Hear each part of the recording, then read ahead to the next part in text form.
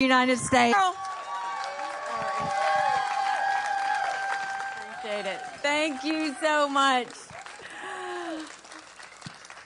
It's so good to be home. I first want to thank Scarlett, an amazing prosecutor, Duffy Stone, too. You know, we are blessed in this state when we have people that fight for the things that are right. And I worked with both of them very closely when we were trying to reduce the amount of domestic violence we were seeing in our state.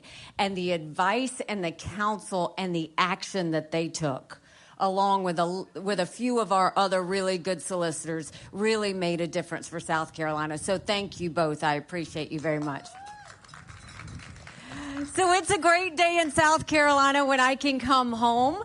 Whenever I want to come back, and we always call Renee, I always say Renee Dixon, we always call Renee and say, we're coming. Miss Nancy, thank you for everything you've done and for your leadership. You know, I was traveling somewhere, and Mitty, y'all know he's my favorite older brother, texted, and we had a text string with him and my sister Simi and my baby brother Gogi, and we were all texting the videos of what was happening. And we just didn't know what to say. This little town has been through so much. That's the first thing I thought was, I said, they've been through so much. But I also know this sweet little town is the town that raised me. This is the town that taught me strength. This is the town that taught me grace. This is the town that taught me faith. And this is the town that taught me, no matter what, neighbors take care of neighbors.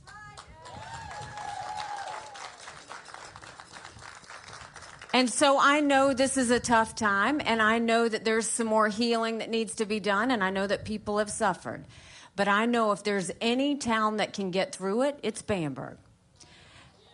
We started an after-school program here actually 12 years ago now.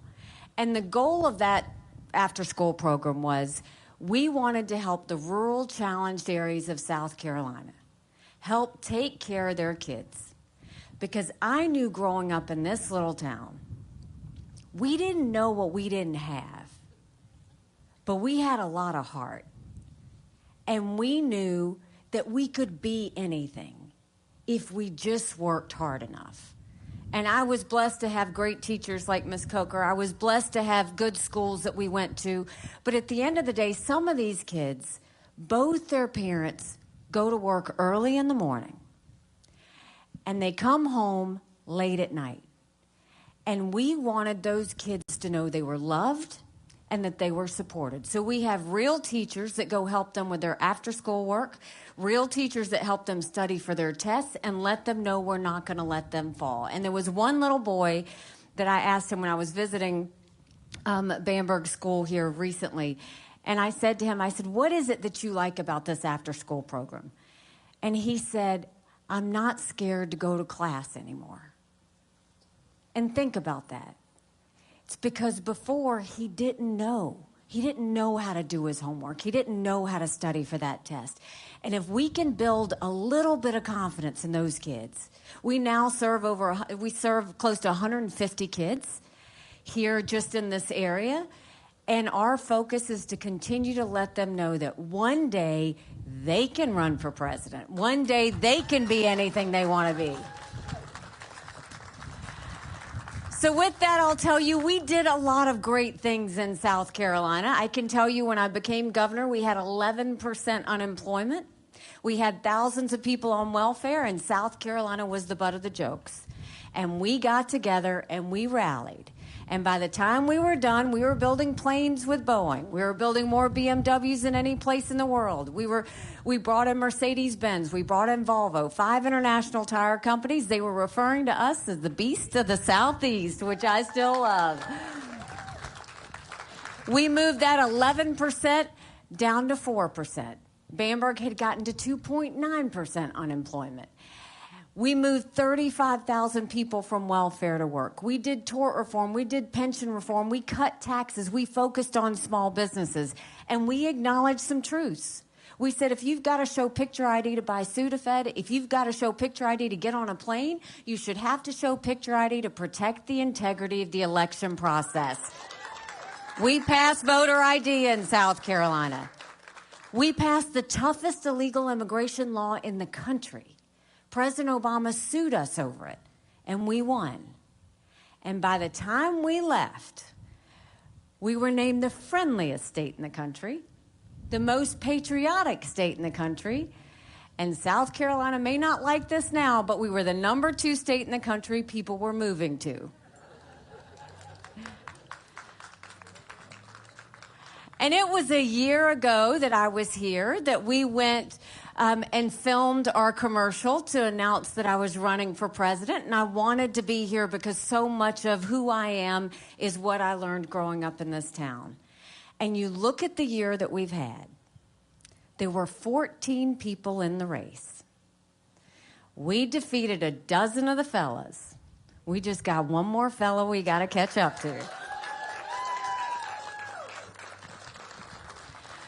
We started at 2%. We finished Iowa at 20%. Then we went to New Hampshire. They said we were 30 points down, and we got 43% of the vote.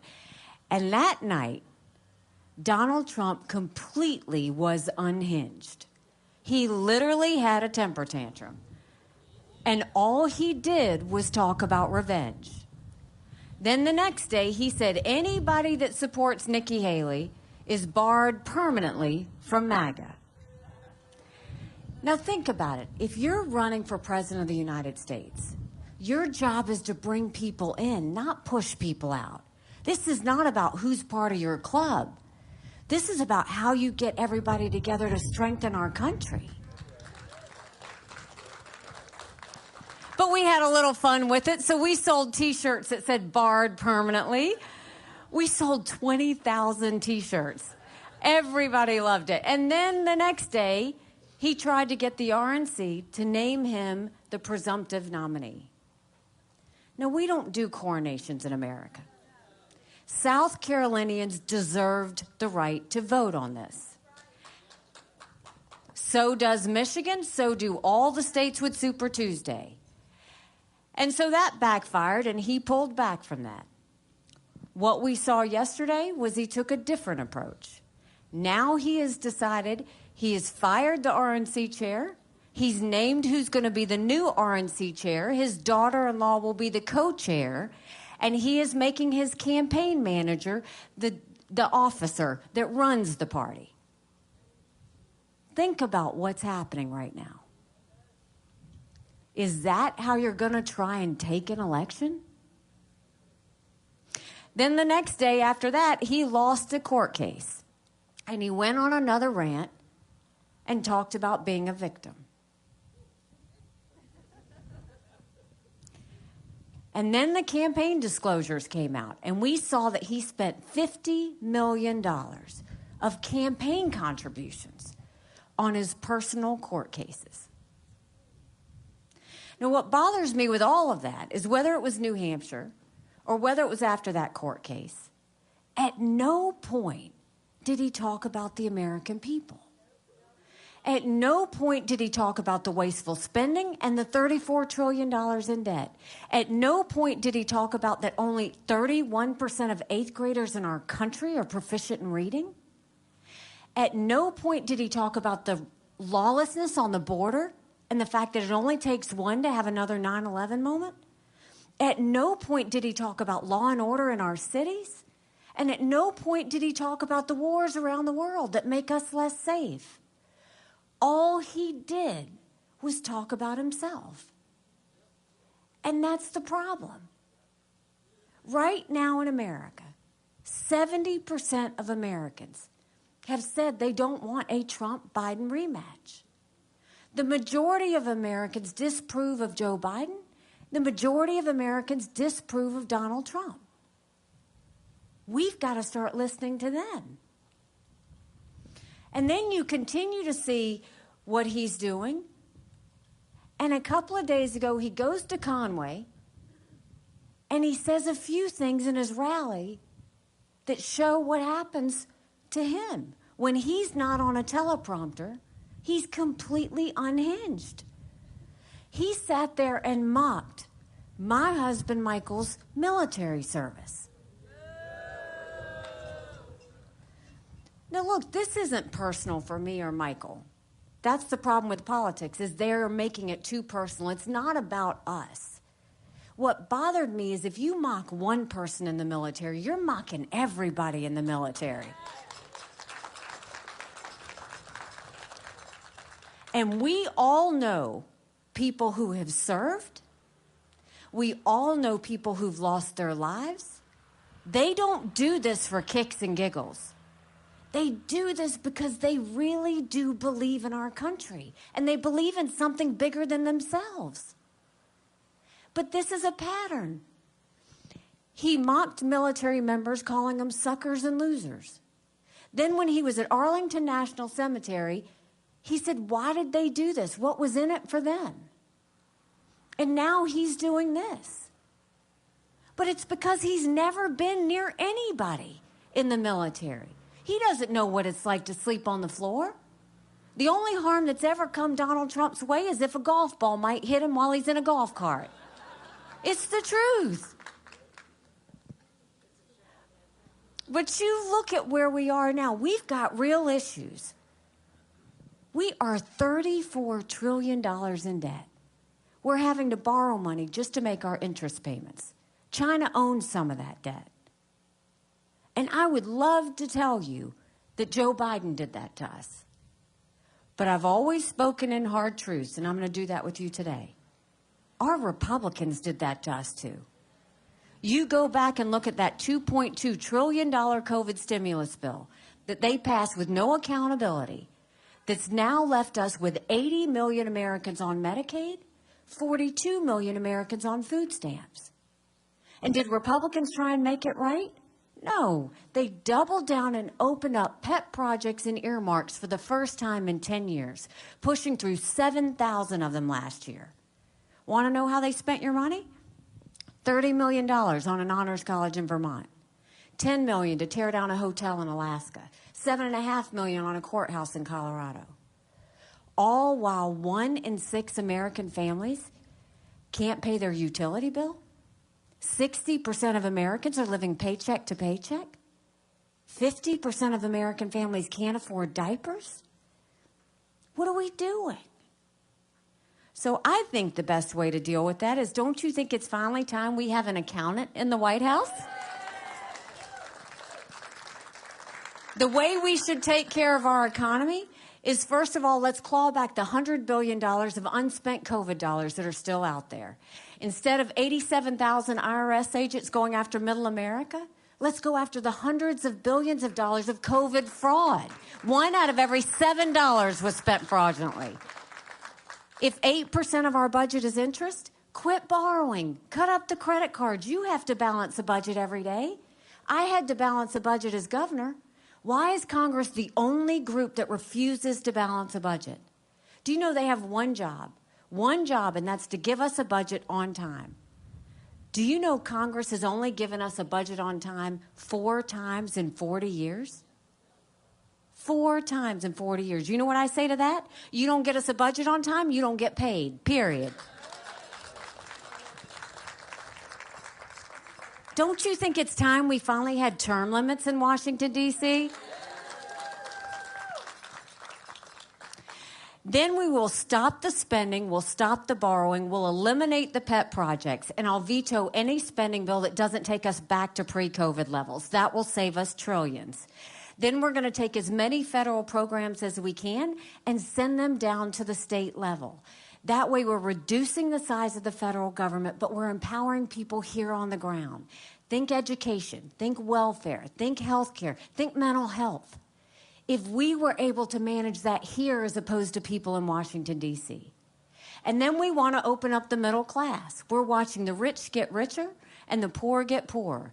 We want to eliminate the federal gas and diesel tax in this country. We want to cut taxes on the middle class and simplify those brackets. And we need to make the small business tax cuts permanent.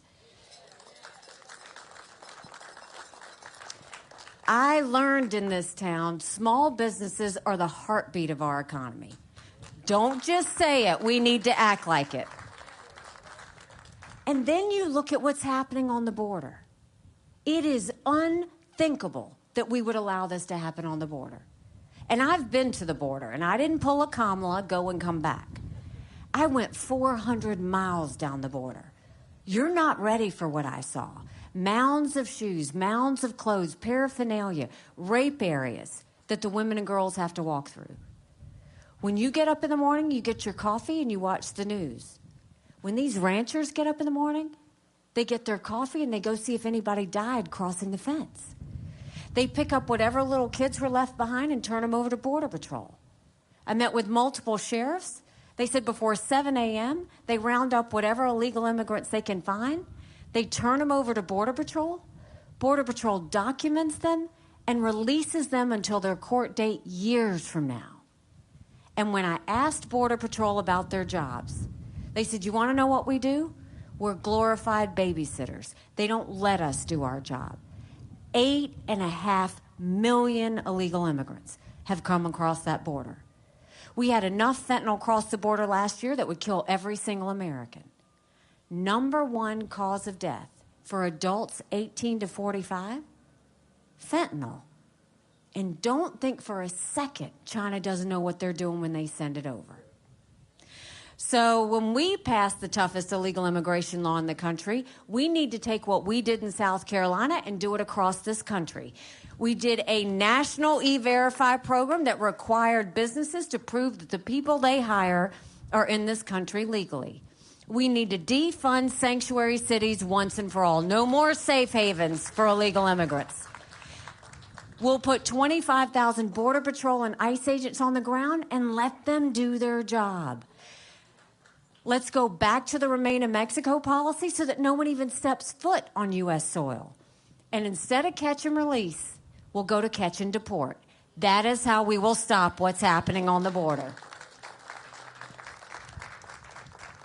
And then you look at national security. This was another unhinged moment that Trump said at the rally.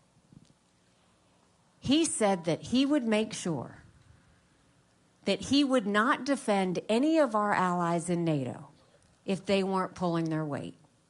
And he even went further than that and said that he would encourage Putin to invade those countries if they didn't pull their weight.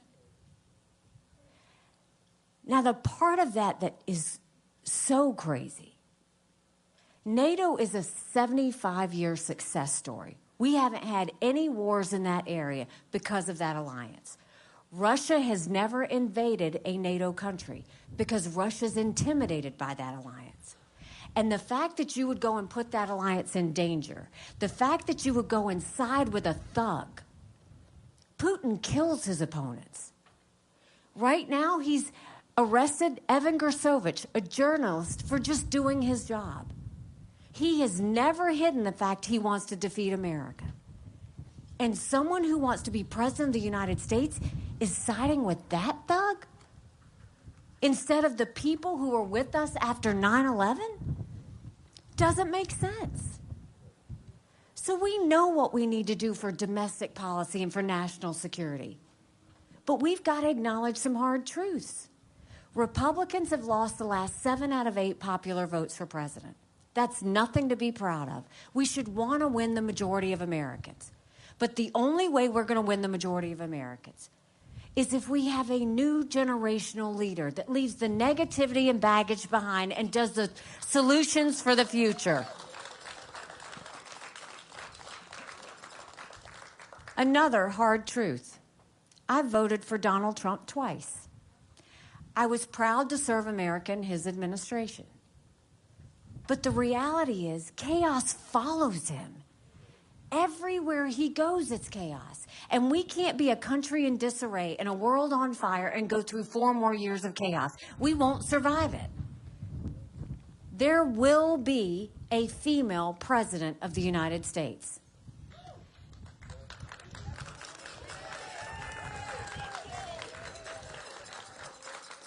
Hard truth, it will either be me or it will be Kamala Harris. You look at any of those general election polls, any of them, Donald Trump does not defeat Joe Biden. He's down by 5 points. He's down by 7 points. He's down by 9 points. On a good day, it's margin of error. He's even. I'm in every one of those same general election polls, and I defeat Biden by up to 17 points.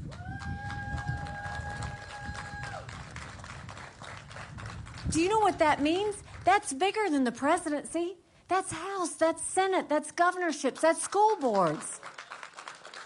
That's an entire turn in our government. But more than that, you win by double digits. That's a mandate going into D.C. to stop the wasteful spending and get our economy back on track.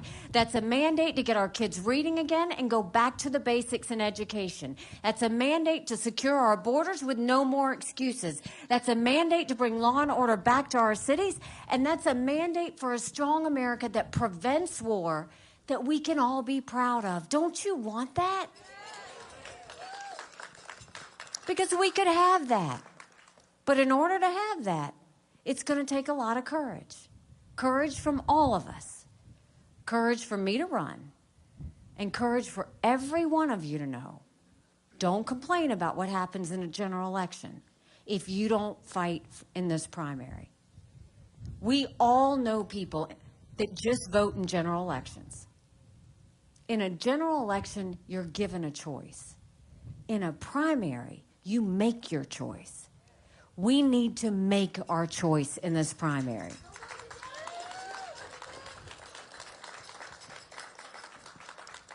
You know, 7 months ago, I dropped Michael off for another year-long deployment. And I watched him and 230 soldiers pick up their 2 duffel bags of belongings to go to a country they'd never been, all in the name of protecting America.